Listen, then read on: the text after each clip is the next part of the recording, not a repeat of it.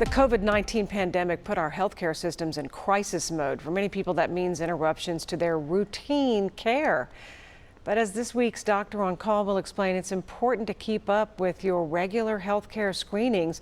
Joining us now via Skype is our Doctor on Call with TriHealth, Dr. Caitlyn Zinn. Thank you so much for the time today. I've talked to other doctors about this before. These routine healthcare screenings, while they sound kind of ho-hum routine, they really are critically important, aren't they? Right, Julie. Yeah, thank you so much for having me.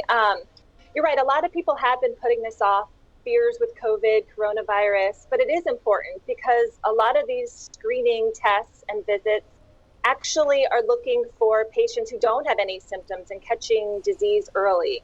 And so they are definitely more important as ever. You're an OB-GYN, right? Yes. So, I mean, mammograms come to mind. I'm sure there are people putting those off. What else, because those are those appointments women have every year, at least once a year. What are you missing that could be very serious if you don't look at the calendar and get this on the calendar?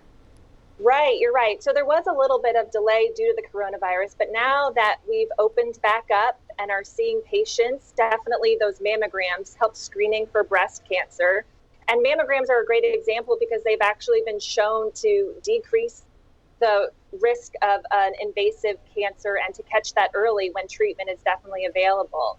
As an OB-GYN, we also talk about cervical cancer screening. So those pap smears are important, as well as, just having patients coming in, checking their blood pressure, their weight, talking about other kind of health risks. So we're really encouraging patients to get back out there.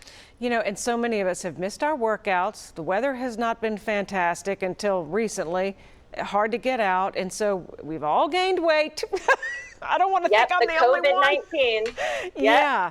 And so, when I was talking again to another ER doctor who said people don't get in when they have any symptoms that they could be headed toward a stroke or a heart attack. If you don't get in early, there's a lot that can't be undone.